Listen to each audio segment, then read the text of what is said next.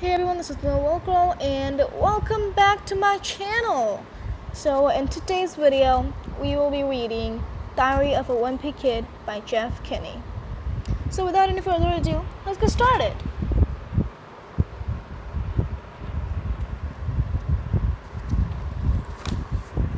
First of all, let me get something straight. This is a journal, not a diary. I know what it says on the cover, but when Mom went out to buy this thing, I specifically told her to get one that didn't say diary on it. Great.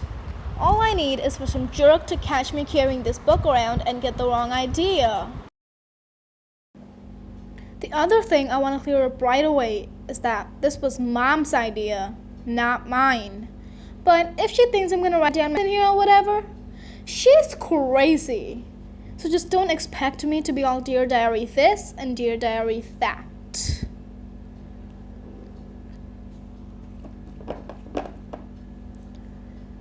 The only reason I agreed to do this at all is because I figure later on when I'm rich and famous, I'll have better things to do than answer people's stupid questions all day long. So this book is gonna come in handy.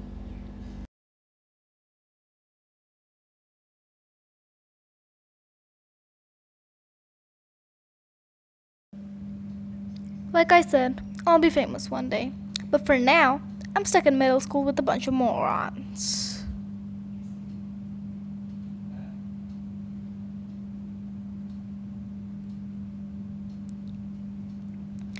Let me just say, for the record, that I think middle school is the dumbest idea ever invented. You've got kids like me who haven't hit their growth spurt yet, mixed in with these gorillas who need to shave twice a day. Out of my way, runt. And then they wonder why bullying is such a big problem in middle school. If it was up to me, grade levels would be based on height, not age. But then again, I guess that would mean kids like Chirag Gupta would still be in the first grade. Huh.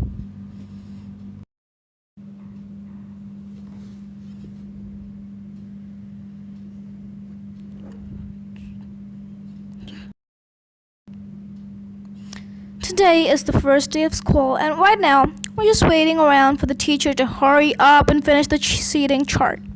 So I figured I might as well write in this book to pass the time. By the way, let me give you some good advice. On the first day of school, you've got to be real careful where you sit. You walk into the classroom and just plunk your stuff down on any old desk, and the next thing you know, the teacher's saying, "I hope you all like where you're sitting because these are your permanent seats." So in this class, I got stuck with Chris Hosey in front of me and Lionel James at the back of me. Jason Brill came in late and almost sat to my right, but luckily I stopped that from happening at the last second. Is the seat taken? Yes, yes! Next period, I should just sit in the middle of a bunch of hot girls as soon as I step in the room. But I guess if I do that, it just proves I didn't learn anything from last year. Craig, please pass this note to Shelley. Why, certainly. Hey. And the note says, Greg is a dork. Man, I don't know what is up with girls these days. It used to be a whole lot simpler back in elementary school. The deal was, if you were the fastest runner in your class, you got all the girls. And in the 5th grade, the fastest runner was Ronnie McCoy. Nowadays, it's a whole lot more complicated. Now it's about the kind of clothes you wear, or how rich you are, or if you have a cute butt or whatever. And the kids like Ronnie McCoy are scratching their heads wondering what the heck happened. The most popular boy in my grade is Bryce Anderson. The thing that really stinks is that I've always been into girls, but kids like Bryce have only come around in the last couple of years. It's just not fair. I remember how Bryce used to act back in elementary school. Girls are stinky poos. Yeah. I don't think girls are stinky poos. But of course, now I don't get any credit for staying with the girls all the time. Like I said, Bryce is the most popular kid in our grade, so that leaves all the rest of us guys scrambling for the other spots. The best I can figure is that I'm somewhere around 52nd or 53rd most popular this year. But the good news is that I'm about to move up one spot because Charlie Davis, who is above me, and he's getting his braces next week.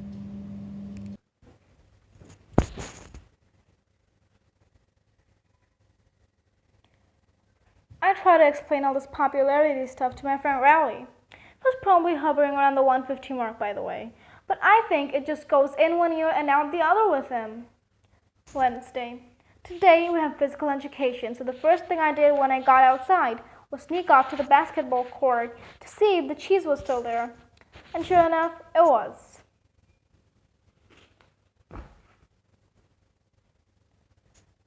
That piece of cheese has been sitting on the court since last spring. I guess it must have dropped out of someone's sandwich or something. After a couple of days, the cheese started getting all moldy and nasty. Nobody would play basketball on the court where the cheese was, even though that was the only court that had a hoop with a net. And then one day, this kid named Darren Walsh touched the cheese with his finger, and that's what started this thing called a cheese touch. It's basically like the cooties. If you get the cheese touch, you're stuck with it until you pass it on to someone else. The only way to protect yourself from the cheese touch is to cross your fingers.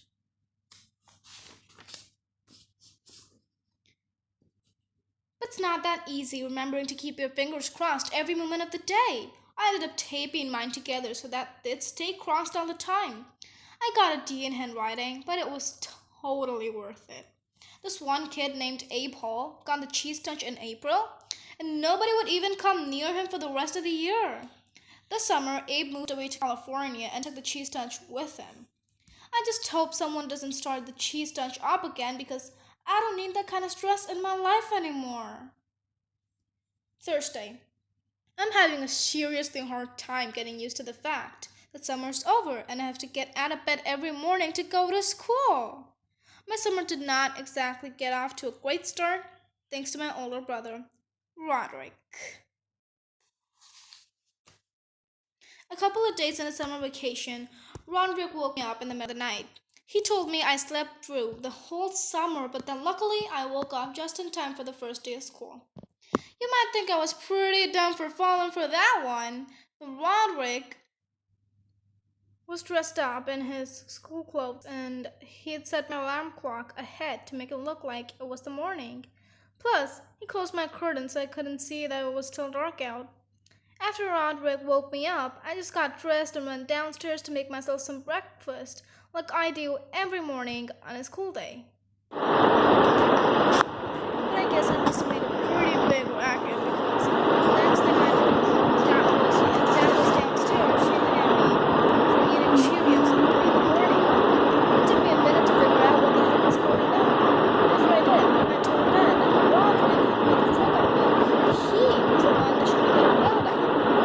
Dad walked down to the basement to chew Roderick out, and I turned to run. I couldn't wait to see Roderick get what was coming to him. Roderick really liked his tracks pretty good, and to this day, I should have told him also. Friday. At school, we got assigned to readers. They don't come right out and tell you if you're in the gifted group or the easy group, but you can figure it out right away by looking at the covers of the books they hand out. I was pretty disappointed to find out I got put in the gifted group because that just means a lot of extra work. When they did the screening at the end of last year, I did my best to make sure I got put in the easy group this year. Fred picked up the book. Well, thanks. But Mama's real tight with our principal, so I'll bet she stepped in and made sure I got put in the gifted group again. Mama's always saying I'm a smart kid, but in that I just don't apply myself.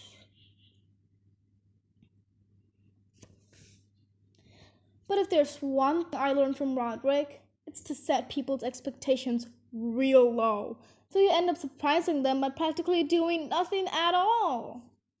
Roderick, I want your dirty underwear off the kitchen table before I get home from work. Later, when Dad comes home from work, Roderick has taken his dirty underwear off the kitchen table and Dad is just very surprised and very happy.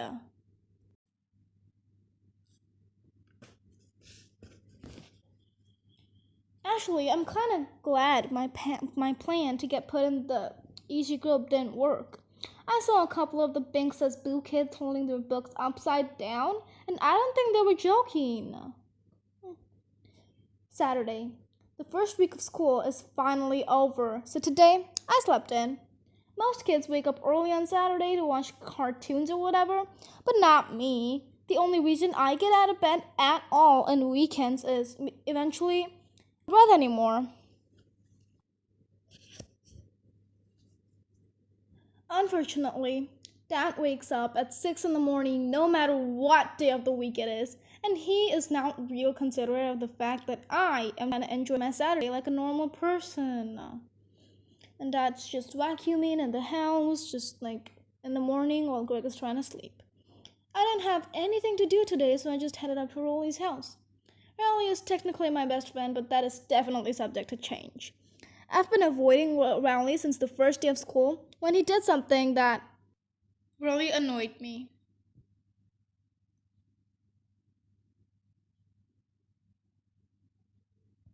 We were getting our stuff from our lockers at the end of the day, and Rowley came up to me and said, "Want to come to our house and play?"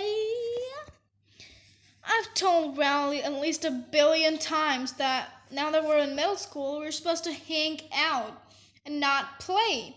But no matter how many nuggets I give him, he always forgets the next time. I've been trying to be a lot more careful about my image ever since I got to middle school. But having Rowley around is definitely not helping.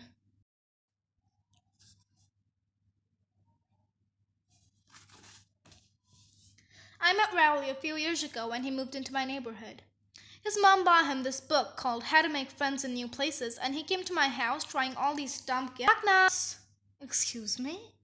There must be some way to tickle your funny bone. Say what? I guess I kind of felt sorry for Rowley, and I decided to take him under my wing.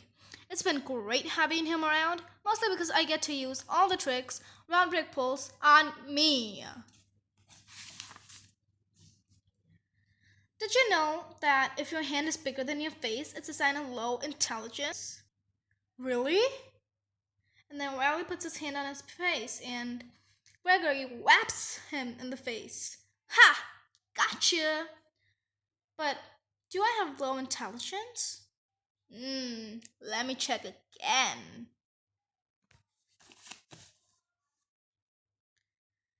Monday. You know how I said I play all sorts of pranks on Rowley? Well, I have a little brother named Manny, and I could never get away with pulling any of that stuff on him.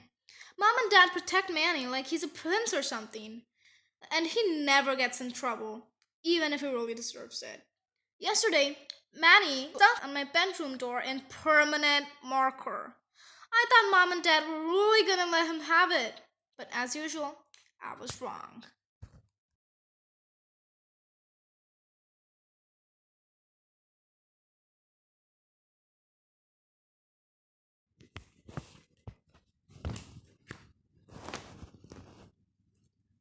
But the thing that bugs me the most about Manny is the nickname he has for me. When I was a baby, he couldn't pronounce brother, so he started calling me Bubby. And he still calls me that now, even though I keep trying to get Mom and Dad to make him stop. Luckily, none of my friends have found out yet, but believe me, I have had some real close calls. On Greg's birthday. "Hey, this one says it's to Bubby." Must be a mistake, and then Greg tosses it out.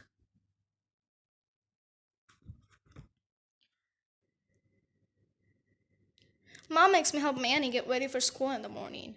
After I make Manny his breakfast, he carries his cereal bowl into the family room and sits on his plastic potty. C is for cookie, and cookie is for me. And when it's time for him to go to daycare, he gets up and dumps whatever he didn't eat right in the toilet. Mom is always getting on me about not finishing my breakfast, but if she had to scrape cornflakes out of the bottom of a plastic potty every morning, she wouldn't have much of an appetite either. Alright guys, so that is it for today's episode of Reading Aloud with Diary of a Wimpy Kid. I will be doing more episodes and I will cover this entire book in about 7 or 8 episodes, so yeah.